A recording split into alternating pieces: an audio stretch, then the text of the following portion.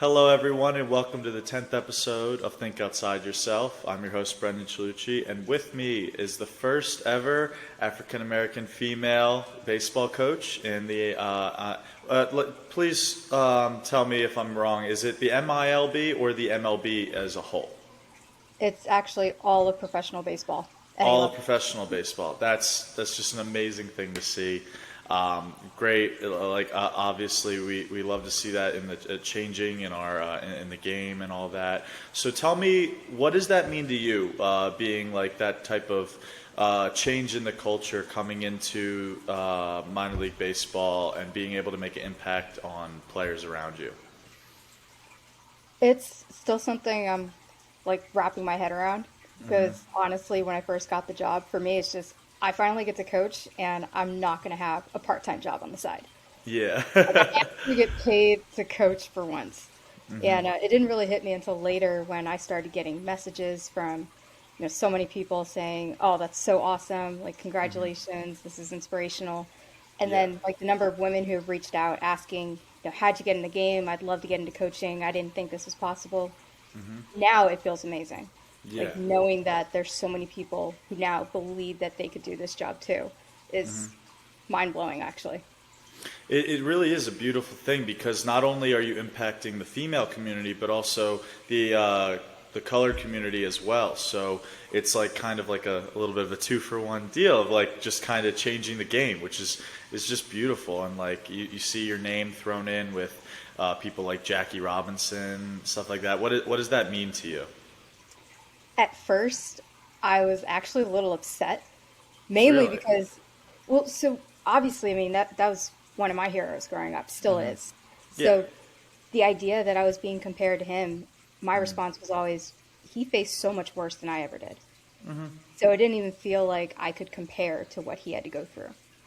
That does make sense. I mean, like, I feel like looking at, like, obviously we weren't there at that time, so we don't know, like, what it was truly like, but, like, hearing the stories and stuff like that, the adversity that he had to go through was just absolutely, like, incredible that he was able to make that change in the game. But I still think, like, regardless of the amount of adversity faced, it's something that's like just absolutely you should wear right on your sleeve. Like it's an amazing accomplishment, and I applaud you absolutely. Appreciate it. No, Of I actually course, do embrace it now. yeah, Uh, I as think you should. I think now it's like I look back and there was adversity that I faced, but just who I am and the way I faced it, it never quite felt like I will never get past this. For me, it Yeah, was just another bump in the road. All right, I'll figure out something. And I think yeah, that's why for a while I was so resistant to that comparison because it never really occurred to me that my race or my gender was ever going to stop me. Yeah, yeah. it was It going to was make we're it difficult, but it would never actually stop me. Now that I'm thinking back, and especially talking with other women, other African Americans in the game and the things that they've had to face, I realized, okay, yeah, actually, I can see the comparison, especially because, while he might have had to face that kind of adversity just because of the social stigma and what was going on at the time. I think there's also, it never really occurred to me that just being the first in general was enough of a comparison. Like, forget the adversity, it's also just the yeah. fact that I am the first and currently only black woman doing this. So I've embraced it now. I try to wear it, yeah, as a badge of honor. Yeah, absolutely.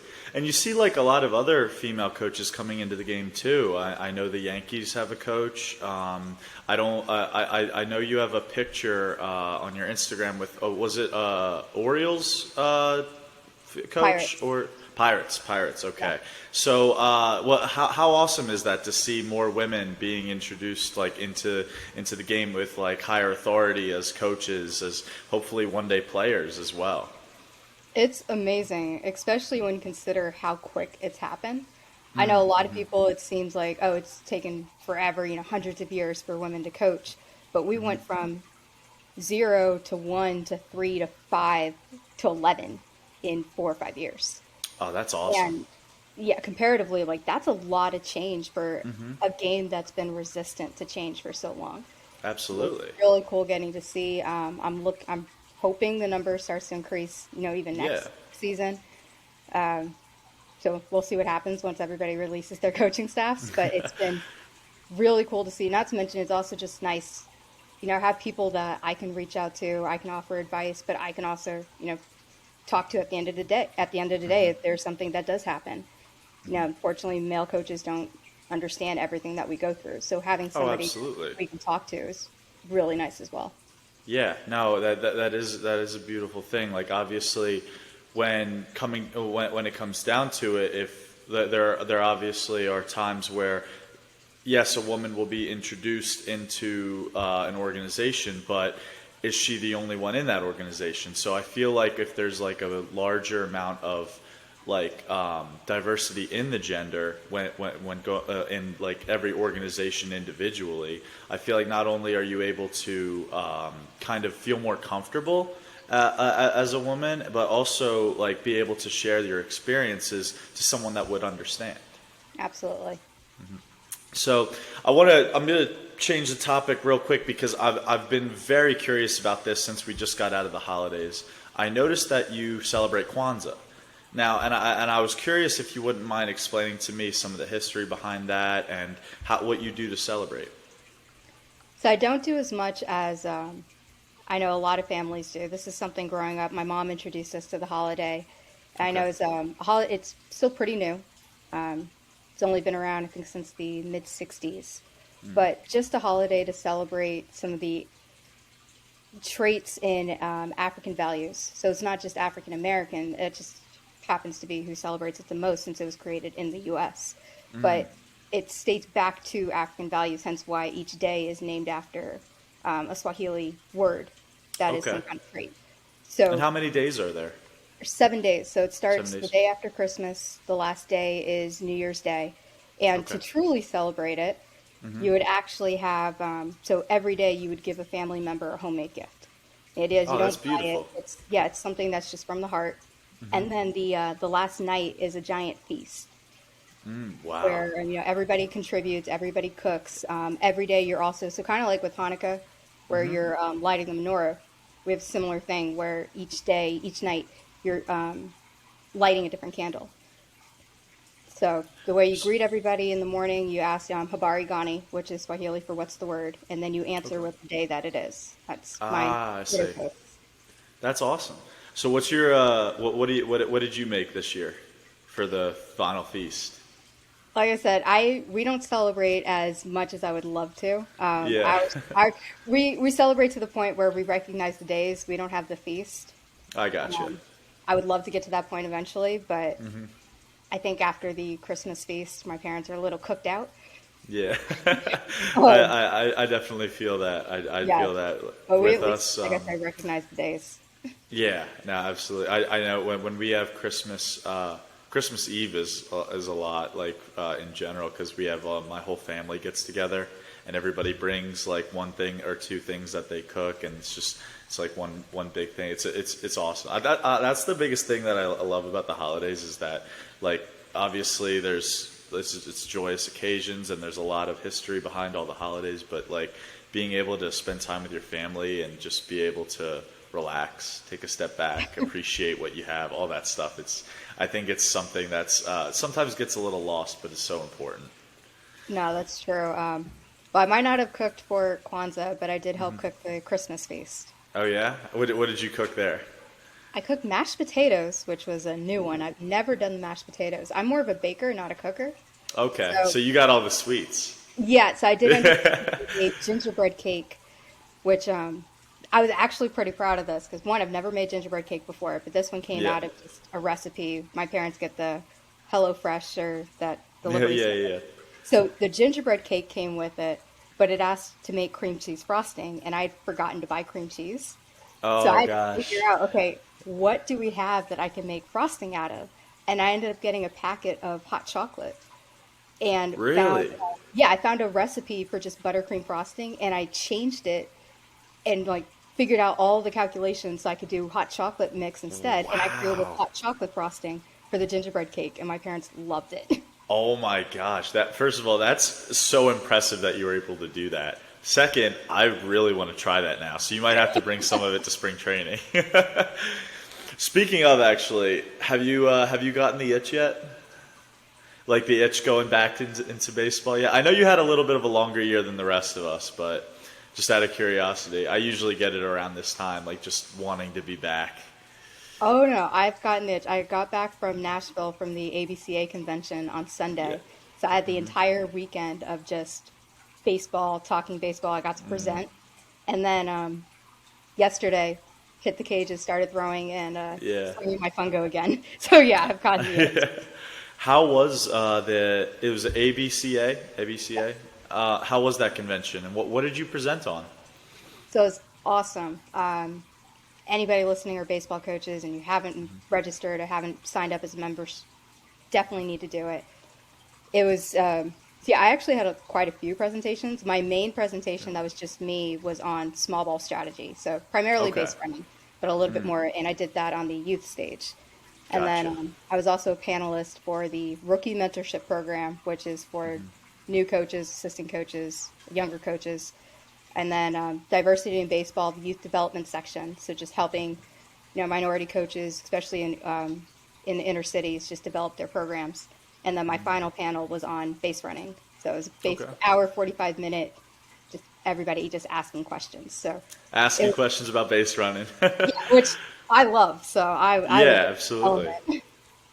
I think base running is so important. It's kind of like a lost art in the game. I think one person that whenever they get on base, I will not take my eyes off them is Christian Koss. If you watch Christian Koss on the base path, he is. I just love watching him play in general. He's just like he's a grinder. He just goes after he goes after like just winning the game like in any way he can. Like I said this on a podcast a while ago. It's just like that dude can go 0 for 4 and he'll still do something that makes you like kind of open your eyes a little bit. But yeah, no, it's. Well, I'm sorry.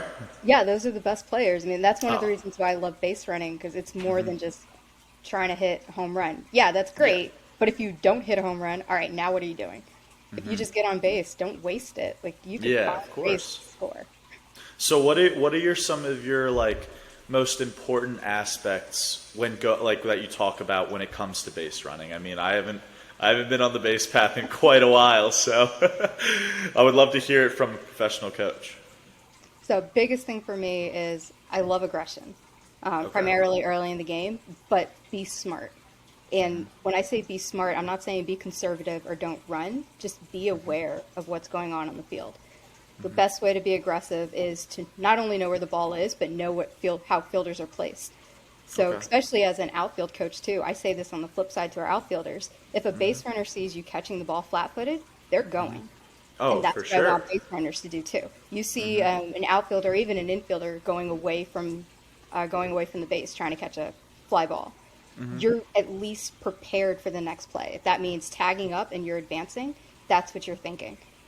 And then you're never just one thing I hate. You're never just assuming you're either going to have a base or you're not going to have a base. So guys that hit a double and just kind of jog into second, I Yeah, hate that. I'm like, you I, either I bet. jogging or you need to be rounding the base hard, trying to go for three. If you have a single, you're looking two. If you have a double, you're looking three. Never just assume and make the defense force the play. Because if you think about it, base running is physically the easiest part of the game. All you do is run. The Yeah, defense has to make the play, throw the ball, and potentially put a tag on, where all you have to do is run. So why are you wasting it? yeah, exactly. No, that's beautifully said. I think I'm in total agreement with you there. I think one of my least favorite things is like when a guy has like an easy double or something like that, and he thinks it's a home run and just watches it or something like that. Like my biggest thing is, as a pitcher, this is that I'll say this till the day I die.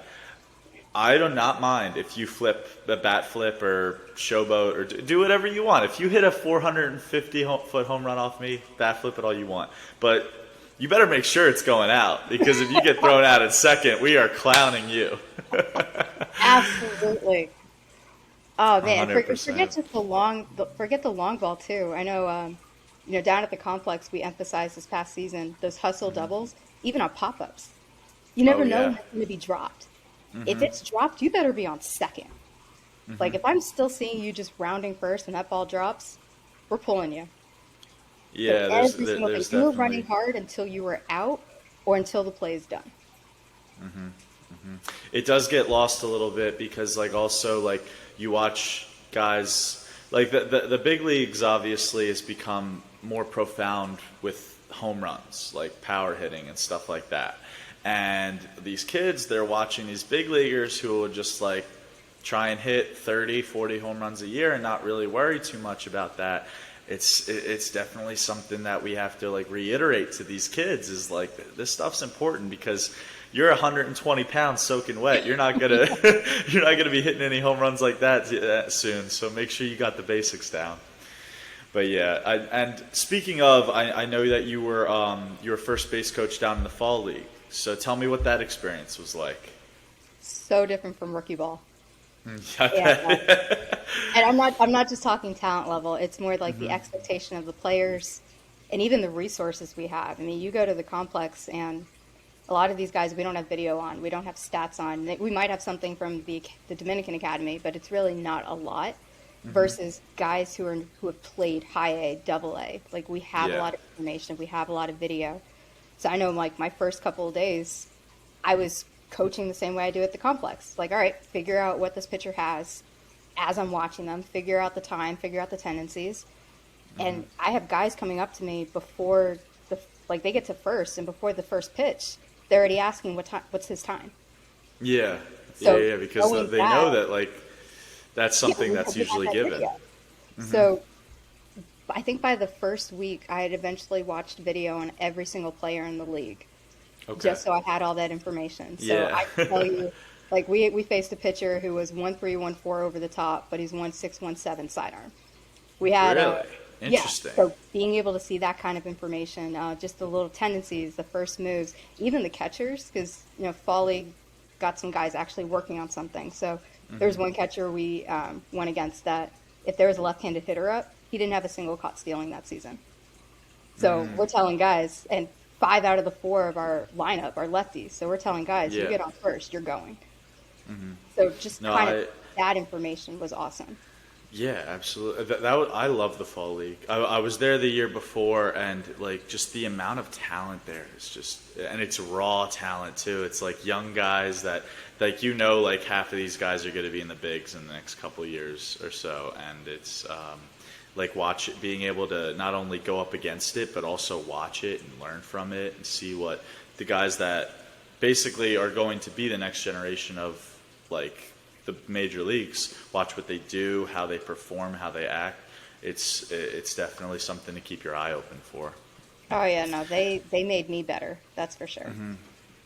I totally agree. I was the same way. So tell me a little bit about coaching in like extended spring training or like down in Florida. And like, is it ever, I mean, obviously there's a lot of Hispanic guys on those rosters. Is it ever hard to communicate with them or kind of give your wisdom to them? I know you probably have you are you fluent in Spanish or have you picked up Spanish? Un poquito. Un poquito, más o menos. Pero practico todos los días. So I do See. practice every day. Yes. We could just start talking in Spanish and the people listening will just be like, okay, I'm turning this off now. But yeah, no, I mean that I'm the same way, but I mean obviously communicating with them was like something that you can move around as a player, but I'm just curious how it is as a coach. So yeah, for a while it was a little difficult. Thankfully, we do have Junior down there. So Yeah. like as our other outfield coach, he translates for me, and of course the guys are doing English lessons 2 to 3 times a week. And the last 2 years we always had at least one guy who knew enough English that he could translate for me. By the end of the season, it became Spanglish. It was Yeah. a lot of guys would ask me something in English, and I would try to answer in Spanish. But I think the reason why it worked out so well wasn't even the language barrier necessarily. It was the fact that personally, as a coach, I never want to give a player a drill that I haven't actually done myself yet. Okay. Because even without a language barrier, sometimes you just don't find the right words that clicks with the player. So being able to show him as well is really important to me. So being able to basically just play charades with these guys, that's how I was able to help Yeah, them. just like show them what they should be doing. Exactly. And then the stuff on the side, like off the field, just asking about family. I know enough of those words. I could easily ask, about Yeah. siblings, about children, about parents. Like that's fine. And then eventually picked up enough of the baseball Spanish that like I can give instructions on the bases or in the outfield in Spanish, like broken Spanish, but enough that guys knew what I was talking about. They know, yeah, exactly. That's awesome, and you're totally right on the coaching aspect too. I love that you like demonstrate it as well because this is the biggest thing is like coaches. Just because you're a good player doesn't mean you're going to be a good coach. Yeah. Like, and that's the thing is like you want to be able like you can have all the talent in the world, but if you aren't able to explain things to kids, if you aren't able to demonstrate things to kids, like how are they going to figure it out? Like you can say like everything absolutely perfectly, but if the kid doesn't respond to it or the kid doesn't quite understand it, then you're not making any progress, you know? Yeah, absolutely. So take me through your career because obviously we've known each other for a few years now, but I'm not too like well known on like where you were before. So would you mind taking me through like your career in from like the softball to the baseball world? Oh, I'll certainly try to keep it short. I'm not that old, but it's a surprisingly long career. Yeah.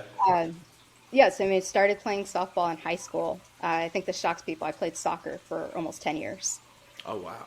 Yeah, I was convinced I was going to be the next Mia Hamm. She was Yeah. my favorite athlete. I did a report and everything on her. She's awesome. My mom was convinced that I wouldn't make my high school soccer team, so she put me in softball as my backup sport. As your backup. The Okay. season before high school. I Ah. get to high school, try out for the soccer team. 2 days in, I get cut. And Your it's mom was not, right. yeah, moms are always right. Moms are always right. Yeah. But it wasn't like lack of skill. This is where it's funny. 'Cause I'd actually been invited to travel ball teams, select teams, so I was Yeah. good. I just hated running. Would you just stop running in the middle of practice? That's it. I never had to. Like practice, we didn't really run a lot. It was more skill development. And then games, my team was so good, I rarely had to touch the ball. All I did was kick it up to the forwards, and Yeah, then I'd yeah. sit there picking daisies. So I never really had to run in games. That's awesome. That's So awesome. yeah, started playing softball. I started as a middle infielder and a pitcher. Okay. Yeah, my coach for some reason thought if you could play two sports, you could pitch. Yeah, might as well try them out. It worked out for a while. I was so much slower than our starter that nobody can get my timing. So I was actually striking girls Oh out. my God, that's always the best way to do it. I'm gonna tell you real quick before you get back to it. In college, me and this kid Justin Campbell. I hope Justin's listening because he would love this. We made up about 50% of the relief innings my sophomore year, like just the two of us, and we're both lefties. And the funny thing was, I'd get out there and I'd just throw it as hard as I could. Like it would just be like I'd try to hit 97, 98, and then Justin would come in and Justin would be throwing like from down low 81, like 79 to 81. So they would just be so confused on like being able to react to like the changes and stuff like that. And it worked for us. We had a pretty good year. So, but anyway, continue. So yeah, played softball through high school. Got to college and convinced myself I was not good enough to play softball because I'd only been playing for a couple of seasons. And my senior year of high school, I actually broke my thumb sliding into second the first game of the season. That's tough. Yeah, it was.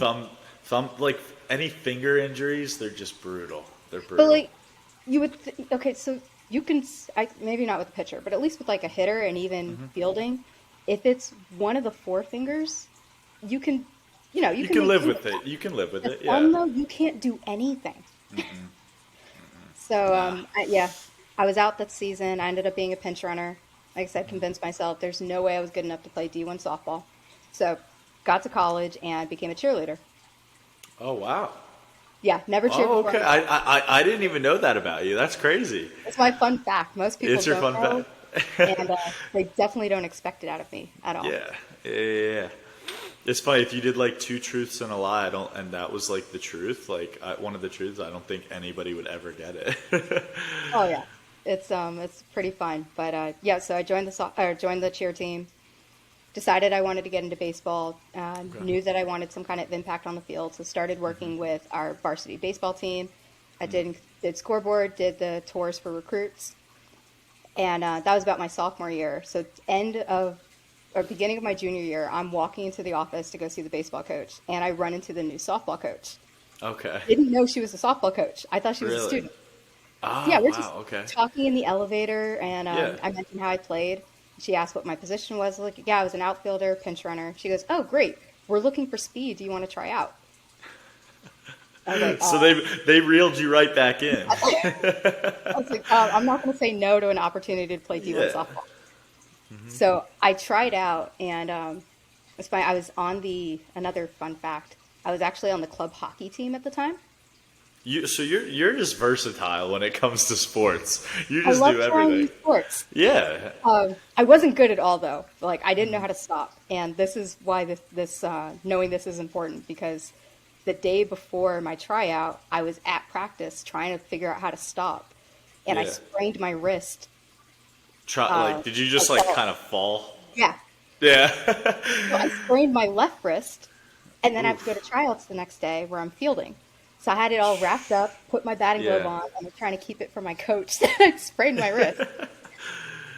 So thankfully made the team. So I walked on the day before preseason. Now anybody who played college sports knows walking on the day before preseason is very difficult, especially physically. Ended up being a pinch runner that year and bullpen catcher. Ooh. Okay. Yeah, another fun fact. Add But to the list of like different things you've done over the years. it's easy when you list it out. Really. Um, so yeah, I did that my junior year. My senior year, unfortunately, I tore my hip labrum diving in the outfield in October. Tried to rehab, didn't work. Yeah. Day before my 21st birthday, I have surgery. Oh, So wow. out for my senior year. I was still on the team. Still did all of the kind of the managerial aspects, video. Okay.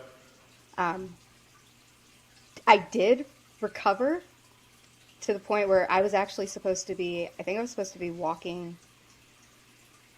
Oh no, I was supposed to be running 2 months after my surgery, Okay. like just casual running. I was Yeah. sprinting 4 weeks after. Oh, you were booking it. Yeah, you got you. Back on the team. Yeah, you were itching to get back out there. Fortunately, my coach still wouldn't let me do it. My trainer was pissed at me. She's like, "It's a good thing it's your senior year. Otherwise, I would have pulled you off so fast." Yeah, no, that's how. Pretty much, like I was already doing softball and baseball, and I was playing on the club baseball team by the end of my Oh, college wow. career. So yeah, I joined So, what was it that made you divert more towards baseball than softball after you were done school? So baseball has been my favorite sport since I was 3. Okay. Even though I played soccer, my mom introduced me to the game. I didn't even know what softball was until high school. Really? So Okay. it never occurred to me to work in softball. It was always baseball, especially because when I decided I wanted to work in baseball, it was going to be pros. It was going to be MLB. Like for me, I didn't know what pro softball was. I didn't know that that was a possibility. And once I got to play both, because I joined the club baseball team a month after I joined the softball team. And I actually got more time in the field on the baseball team than softball. And I just had more fun playing baseball than Yeah. softball. So yeah, it just never occurred to me that softball was a possibility. It's like I was going to Gotcha. work in baseball. Even my backup sport was football. Like it wasn't a thing. That's So awesome. from there, it goes a little bit faster now. I took a year off, decided I was going to go to grad school because I thought I Okay. wanted to be a general manager. I took a year off, lived at home, did the pharmacy tech, worked for an arena football team, worked for a sporting goods store. So again, just trying to save up money. Went to Yeah. Case Western, started at the business school, eventually added on to law school, was the director of baseball operations and graduate assistant coach for 4 years. Oh, nice. So And that's where's really that? Cleveland. Cleveland? Okay. Yeah. So that's kind of where like my coaching really got started. Yeah. And then how did it transition into professional baseball? Well, my first job was I was a baseball ops intern for the Rangers. Okay, right out of grad gotcha. school. I did know that you worked with other organizations. I just wasn't aware with who they were and what you were doing for them. Yeah, so I've worked baseball ops for the Rangers and the Reds. I was a scouting bureau intern in the commissioner's office. Okay. Rangers sent me to scout school, and it was after kind of like that year and a half, I decided I don't like the front office. I got to get back to Yeah. coaching. I miss being on the field. I miss working with the players. I hate wearing business casual. Like I don't think I could ever do it either. I don't think I could. it's not It- fun. yeah, it doesn't sound fun. Did you wait? So you said scouting school? Yeah, Is so that that's a thing? well, yeah, it's a little different now. MLB used to actually sponsor scout school during the Arizona Fall League, And they and would they like teach people how to like scout correctly, I guess, or like what to look yeah. out for. So like each team kind of got to sponsor somebody to go to scout school, and Gotcha. it's about 2 weeks of this first couple of days they're just kind of teaching you the lingo, what to look for pitchers, what to look for hitters, position players, just things that you would want to put on a scouting report. And then we go out to games. First couple of games, you're assigned to a scout who kind of sits with you and helps you figure out what you're looking for. We go back to the hotel, we write up the report, and we get graded. And then the last several days, we're on our own. They tell us, here's the pitcher you're looking at, here's the position player you're looking at. Go to the game. Like they take us to the game, we scout, we write up the report, we turn it in, and then we get graded. And then MLB actually kept all of our reports, so if teams were interested, they could send it for us. Oh wow, that's pretty cool. And like so, when you are like scouting a player, what are some of the like? Obviously, there's the talent aspects, power, like the big five things that you look for. But when it comes to character or personality, stuff like that, what are the things you look for in a player that would make you want to be like, I want that person on my team? The first thing I look for is how he reacts to failure. Okay.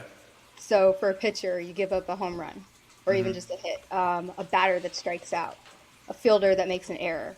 How does he respond at? Like, what is his body language? How does he react? Is he going to get pissed off and let it affect the rest of his game? Or is he going to brush it off and just keep working?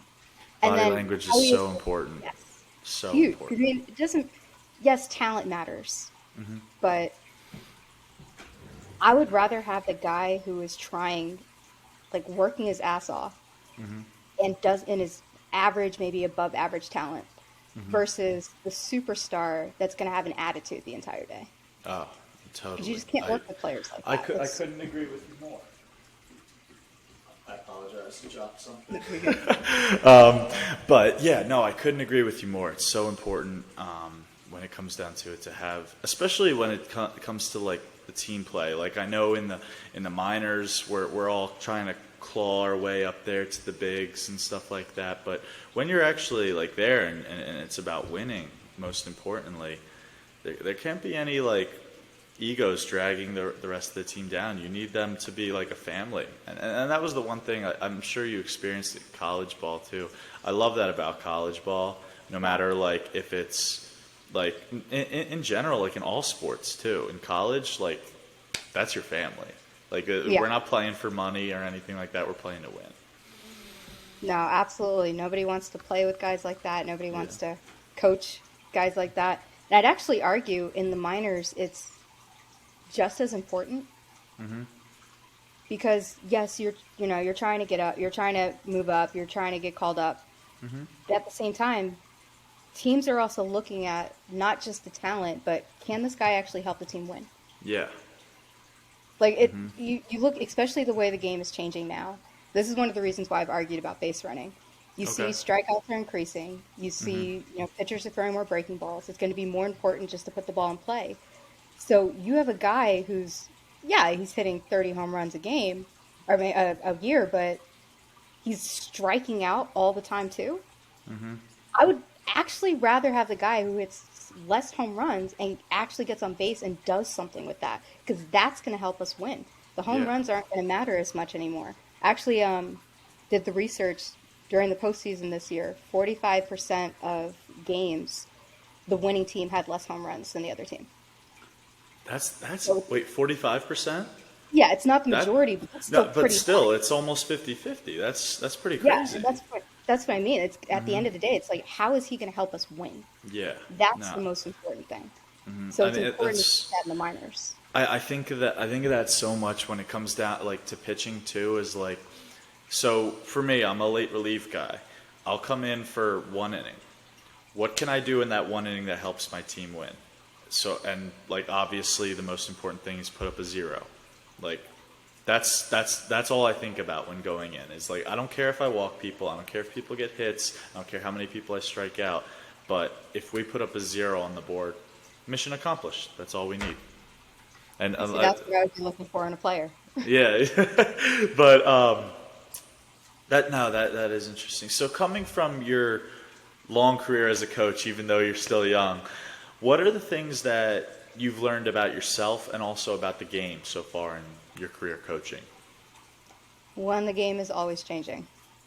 Even though it looks like it isn't, Yeah. there's always something new to learn. There's always something, I feel like there's always a better way to do things.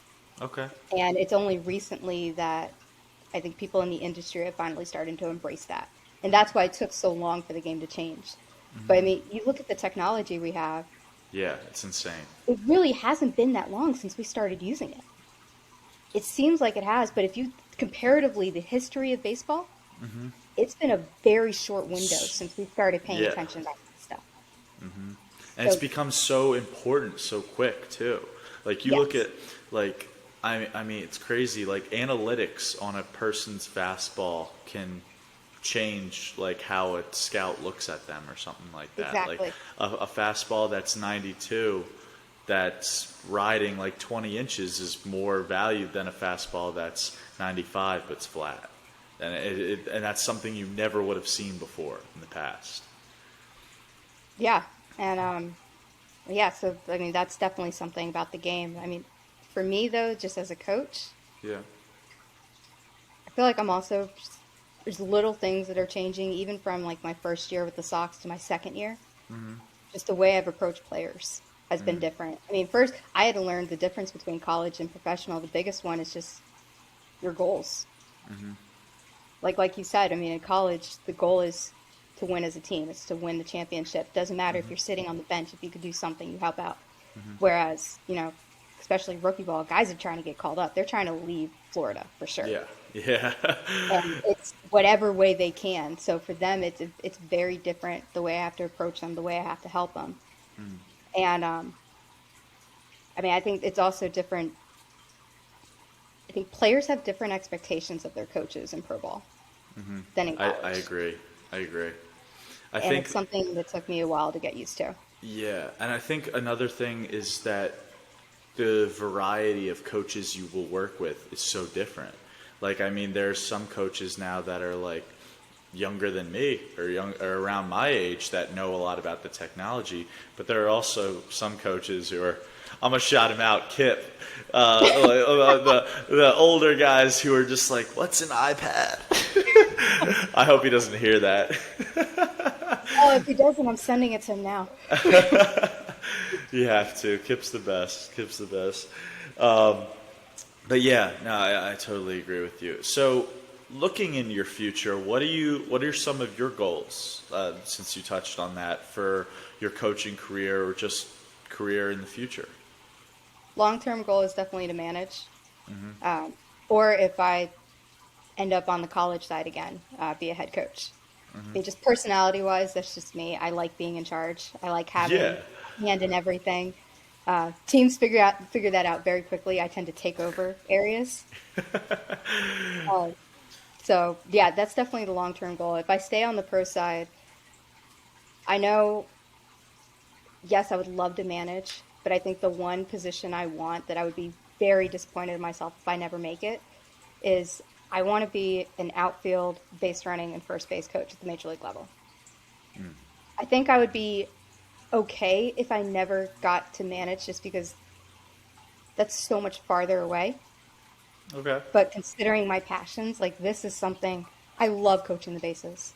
Yeah. I mean, you ask any of the coaches down at the complex, and good luck getting me not to coach first. I think we were Yeah. actually supposed to split our time. It's like me and our other fourth coach, and I was just kind of like, no, you No, can coach this first is when I'm me. like injured or something else. When my other labrum goes out. I'm serious though. I think the second day of the season, I unfortunately suffered a major panic attack after getting Really? grazed on the side of the face. Oh, no Well, way. yeah. So after getting hit in I February, saw that. I saw that. Oh my yeah, gosh, which that was looks brutal. so much better. Like you could barely see the scar. That's good. That's good. Yeah. But unfortunately, I was feeding the machine. One of the guys hit the ball at the top of the cage, and I wasn't wearing my cap that day. And it came down, and it didn't hurt, but it like grazed me on the side, the same side I Yeah. got hit. And it triggered like that trauma, and I ended up suffering like to the point where when they got me in the training room, they thought I had a concussion Really. because I was shaking. Panic And attacks are scary. They it's are. yeah, that was probably the biggest one I've ever had. And like I calmed down enough, but of course they didn't want me doing anything. And I just remember looking at our trainer and going, "If you make me miss our game, I'm going to be pissed." And of course it was on the road. I think we were even playing the Braves that day, so I ended up missing that game. And I was Ah, so mad at me. I think that's the only game I missed the entire season. And I was so mad at that's myself. dedication right there. That's dedication right there. That's awesome. So you touched on her a little bit, and I wanted to go back because I did see an article that was written about you, about her. Would you mind talking about your mom and the impact she's had on you, getting you to where you are today? Yeah, so like I said, she introduced me to the game. She was a diehard Yankees fan. People have figured this out after a while, but Unfortunately. yeah, it's no, it's been kind of a joke in our family. Actually, all the teams that I've worked for have been hated rivals of somebody else's team in my family. I haven't worked for Really? a single team that my family actually liked. That's great. But yeah, like I said, she introduced me to the game, and she played softball. So it's kind of surprising that I didn't really know what the sport was. But she didn't. I mean, she was a big enough fan that she would watch games occasionally on TV. Okay. But I think it surprises people. I didn't go to my first professional game like live until I was 9, and that's because the Yankees came to town and my dad had free tickets. And where did you grow up? I grew up in Texas, Texas. the Dallas Okay, area. gotcha, gotcha. Yeah. So while she introduced me to the game, she never actually taught me the game. It was more just us watching, and I ended up teaching myself it. And my mom used to joke that I took it to an obsessive level. That any That's how and it should if it's be. yeah, I mean that's Yeah. especially in something like this where there's always something to learn. But that's just who I am. Like I find something I really like, and I will research the hell out of it. I will learn as much as I can about it, and this is something I loved. And thankfully, I mean, my mom was again a big enough fan that we did watch games occasionally. Um, the 2000 World Series, my family was literally split in half between the Yankees and the Mets, so that was fun. Um, but yeah, I think like she had more of an impact as far as just my ambition and my drive than the game itself, because both my parents were my dad's step parents still are really supportive about whatever I want to do, whatever any of my siblings want to do. Doesn't matter if it's a fancy title, doesn't matter if it makes money. If we could figure out a way to make it work and we love it enough, they're willing to help us out. So I remember telling my mom I wanted to be a GM, and she immediately went, "Yes, absolutely, do it." That's awesome. And just the drive, the push to just always be the best is really what she and my dad instilled in me.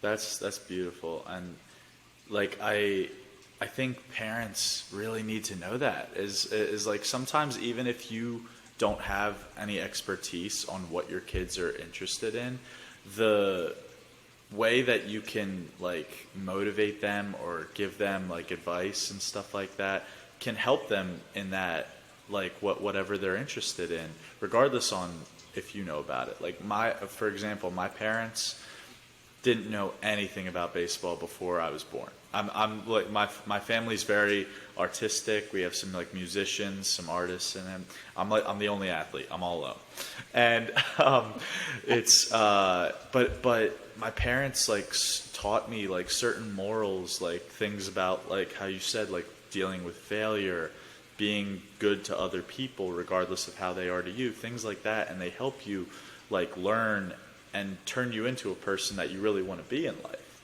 And if you're able to become that person from your parents, it's just as much help as if they'd known everything about baseball. You know what I mean? Yeah. And then you get the parents who they end up researching some random thing and surprising you anyway. My dad Yeah. definitely did that. When I got my Really? internship at the Rangers, I came home because I got it right before Christmas. Came home for Christmas, and my dad immediately goes, "So, you Darvish looks like he's going to be good next year." I just looked and go, "How do you even know who that is?" Yeah. Like, my dad took the time to actually research this for me, and I That's thought that was awesome. so cool. That's great. I'm not a baseball fan at all. Like my Yeah. sister at this point is really the only other big baseball fan. Everybody else, we are football, basketball, soccer. Gotcha. And who are the fan favorites for football and basketball? I have no idea for basketball. I For actually don't basketball. like basketball. Ah, If I had to pick a team, it would be the Nets, only because I was born in New Jersey, gotcha. and I had a cousin back in the '70s who used to play for them. But I am a Giants and Steelers fan, and then hockey is actually my third favorite sport. I'm a Penguins and a Devils fan. Penguins and Devils. I've never been too like invested in hockey, but the one thing I will say is it seems like a lot of fun. Oh my If God. you're good at it, it seems like a blast. That's one of the sports.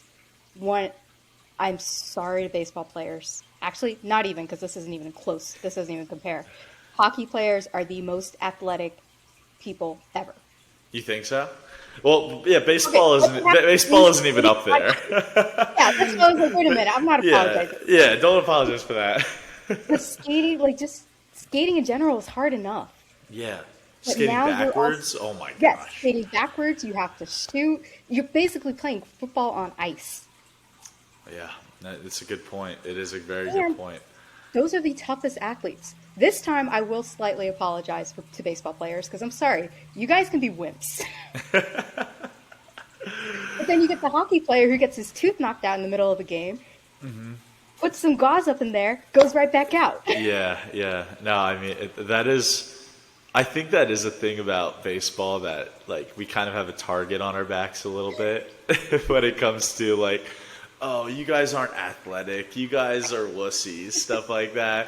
And like, granted, there are outliers, but I think we hold our own. The one thing that we can stand on is that I don't think there's another sport in general where like maybe there's a couple, but the whole sport can come into baseball and actually perform. I think baseball That I players, will agree with. yeah, baseball players can go and like I don't know about hockey, but they can go play other sports and hold their own. But I don't think anybody can really hold their own trying to hit 95 or anything Okay, like that. You know? that I will definitely agree with, and I'll also give you baseball players are the smartest athletes.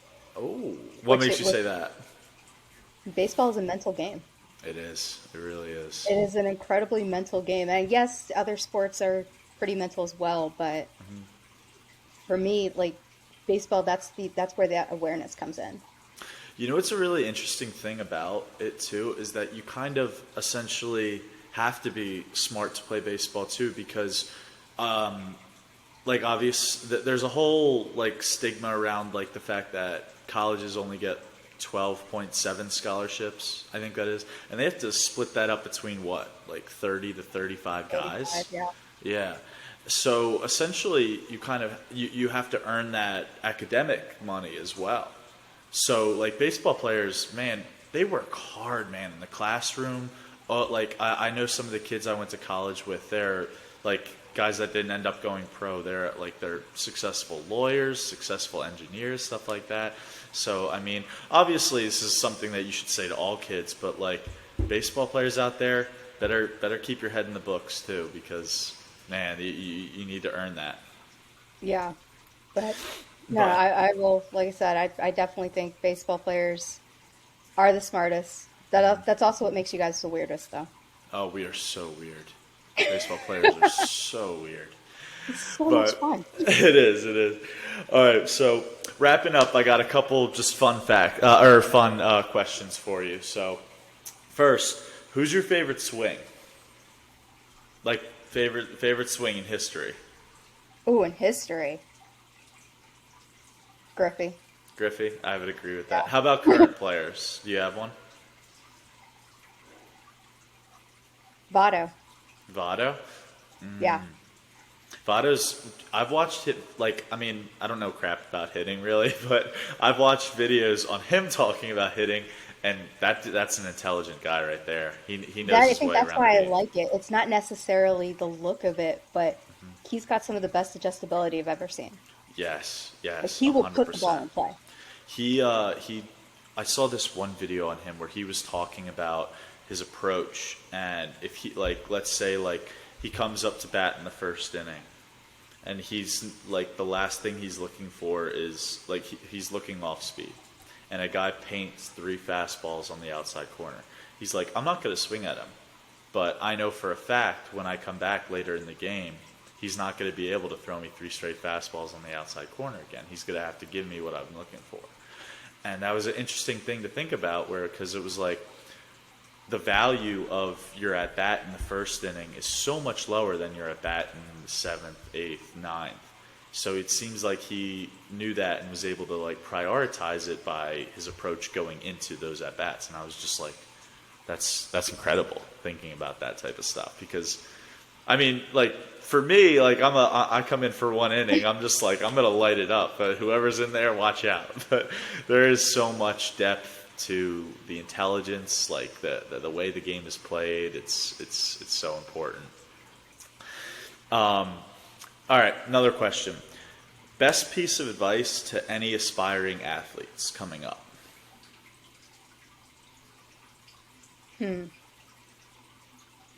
Fail at least one every practice, or one time every practice.